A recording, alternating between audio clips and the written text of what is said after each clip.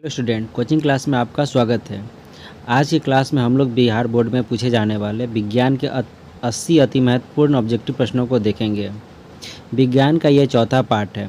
अगर आप लोग पिछले वीडियो को नहीं देखे हैं तो प्लेलिस्ट में जाकर अवश्य देखें।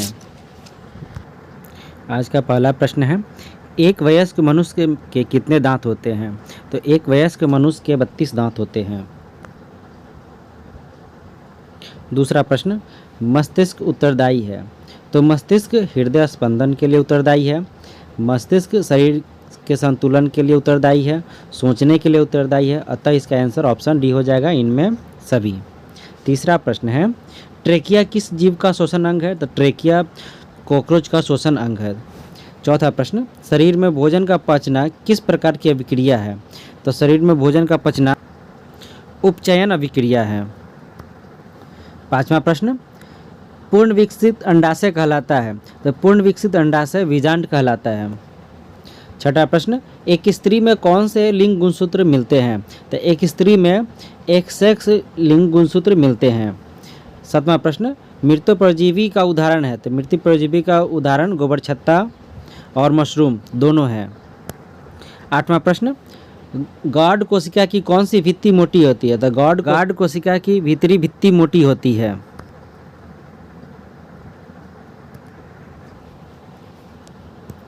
नौवां प्रश्न, निम्नांकित में कौन सी अधातु विद्युत का सुचालक होता है? तो ग्रेफाइट विद्युत का सुचालक होता है। 10वां प्रश्न, बैटरी का अम्ल है। बैटरी का अम्ल सांद्र H2SO4 होता है। H2SO4 का नाम है सल्फ्यूरिक अम्ल। 11वां प्रश्न, कली चूना का रासायनिक सूत्र है। तो कली चूना का रासायनिक सूत्र CaO है, कैल्शियम ऑक्साइड। 12वां प्रश्न, आयोडीन युक्त नमक है। तो आयोडीन युक्त नमक NaCl प्लस Ki एवं NaCl प्लस KiO3 है। अतः इसका आंसर ऑप्शन सी हो जाएगा, दोनों। 13वां प्रश्न, प्लास्टर ऑफ पेरिस का रासायनिक नाम है। तो प्लास्टर ऑफ पेरिस का रासायनिक नाम कैल्शियम सल्फेट अर्धहाइड्रेट होता है। 14वां प्रश्न, लौंग तेल किस प्रकार का सूचक है? तो लौंग तेल गंधीय प्रकार का सूचक है। 15वां प्रश्न, घरेलू गैस LPG का प्रमुख अवयव है। तो LPG का प्रमुख अवयव ब्यूटेन होता है। LPG का full form liquid petroleum gas. 16वां प्रश्न है, C16 फ्लोरीन की आकृति निम्न में से किसके जैसी होती है? तो C16 फ्लोरीन की आकृति एक फुटबॉल की जैसी होती है। 17वां प्रश्न, लेटेक्स सामान्यतः कहाँ पाया जाता है? तो लेटेक्स सामान्यतः पीपल के पेड़ में, पीला कनेर में, बरगद में, इन सभी में पाया जाता है। अतः इसका आंसर हो जाएगा ऑप्शन डी, इनमें सभी। 18वां प्रश्न, मानव मूत्र में यूरिया का प्रतिशत मात्रा कितना होता है? तो मानव मूत्र में यूरिया का प्रतिशत 2% होता है।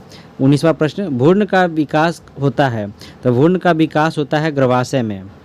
निकट दृष्टि दोष में किस लेंस का प्रयोग किया जाता है? तो निकट दृष्टि दोष में अवतल लेंस का प्रयोग किया जाता है एवं दूर दृष्टि दोष में उत्तल लेंस का प्रयोग किया जाता है।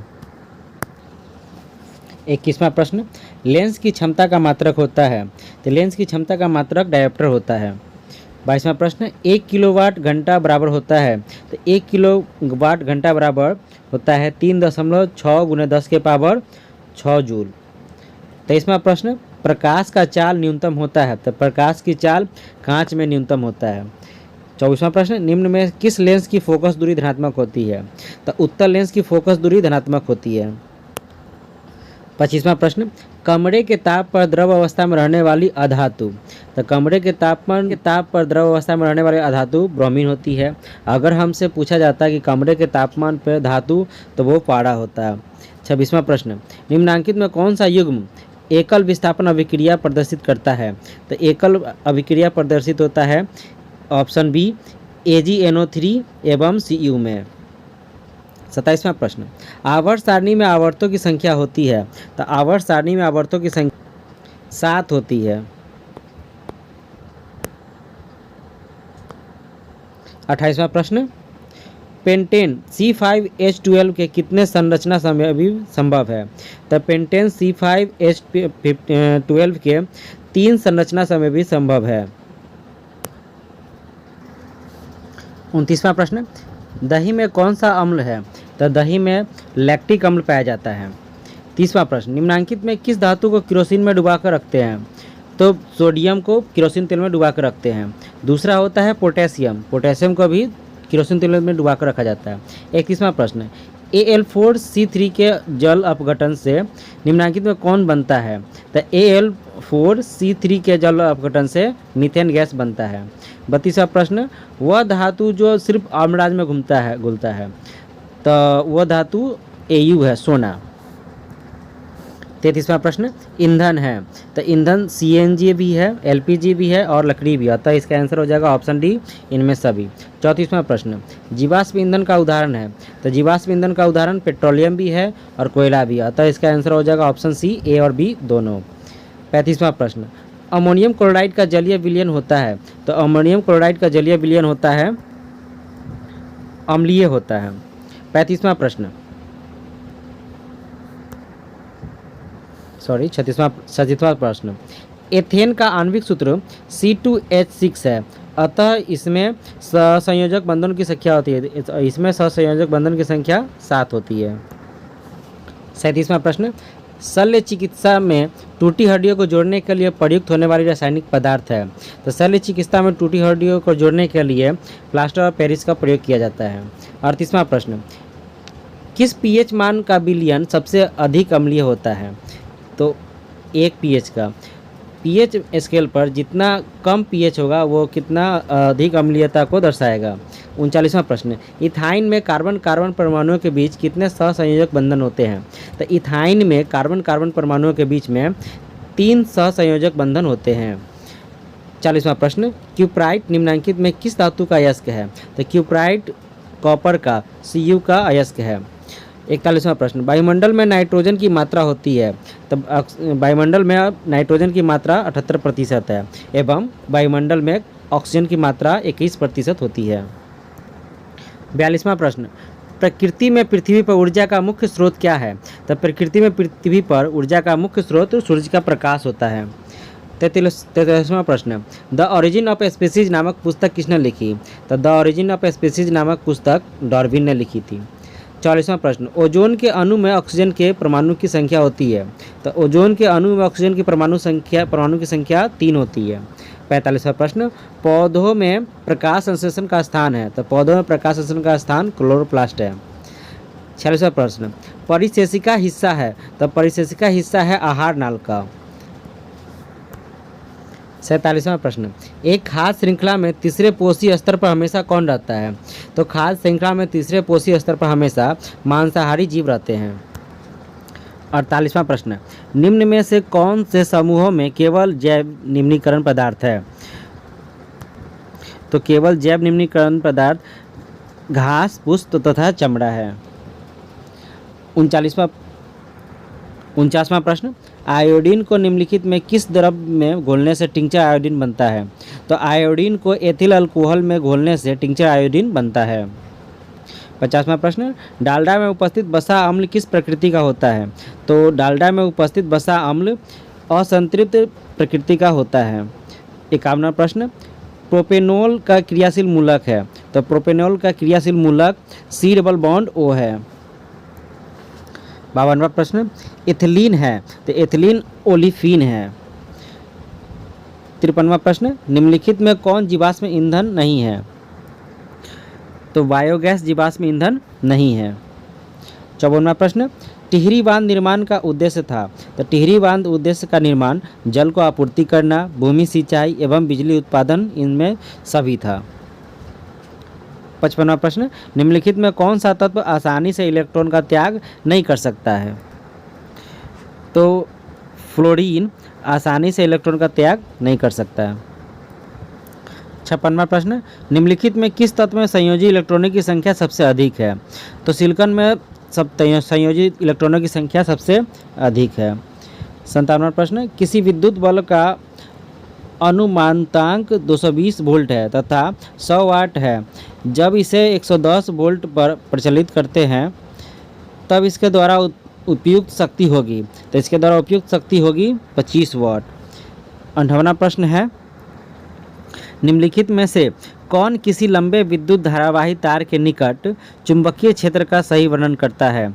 तब विद्युत धारावाही तार के निकट चुंबकीय क्षेत्र का सही वर्णन चुंबकीय क्षेत्र की सकेंद्रीय क्षेत्र रेखाओं का केंद्र तार होता है।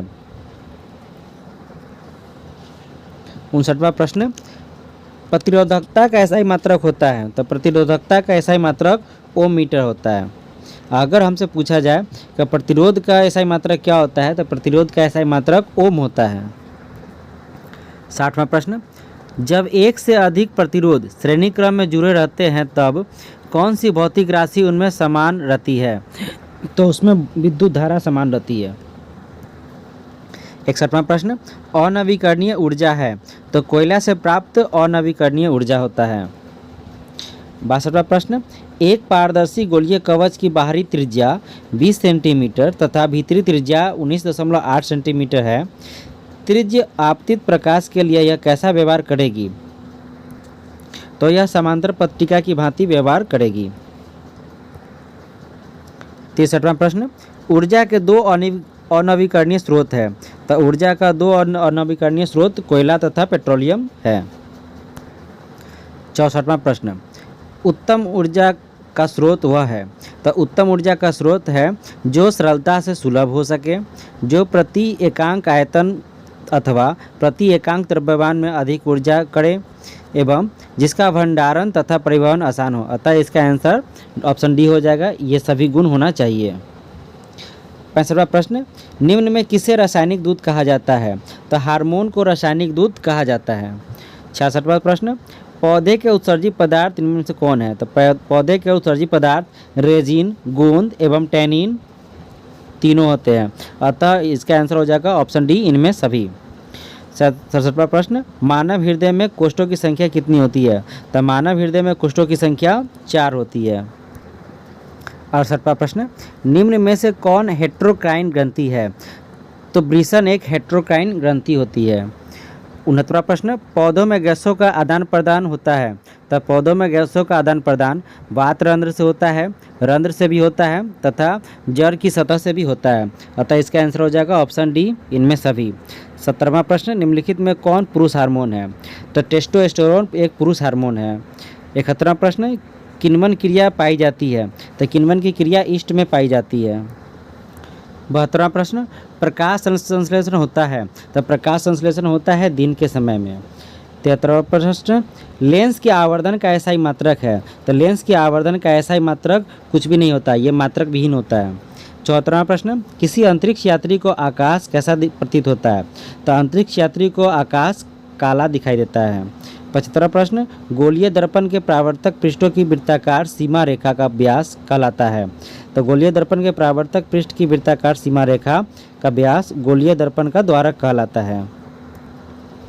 76वां प्रश्न, किस दर्पण में दूर की वस्तु का प्रतिबिंब सदैव सीधा होता है? तो उत्तल दर्पण में दूर की वस्तु का प्रतिबिंब सदैव सीधा होता है। 77वां प्रश्न, अवतल दर्पण की फोकस दूरी होती है? तो अवतल दर्पण की फोकस दूरी हमेशा ऋणात्मक होती है। 78वां प्रश्न, किस दर्पण से हमेशा वस्तु से छोटा प्रतिबिंब प्राप्त होता है? तो उत्तल दर्पण से हमेशा वस्तु से छोटा प्रतिबिंब प्राप्त होता है। 19वां प्रश्न, प्रकाश का प्राथमिक वर्ण है? तो प्रकाश का प्राथमिक वर्ण नीला, हरा एवं लाल तीनों है। अतः इसका आंसर हो जाएगा ऑप्शन डी, इनमें सभी।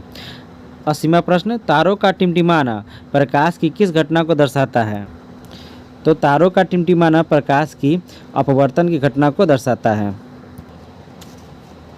Thanks for watching my video. Thank you.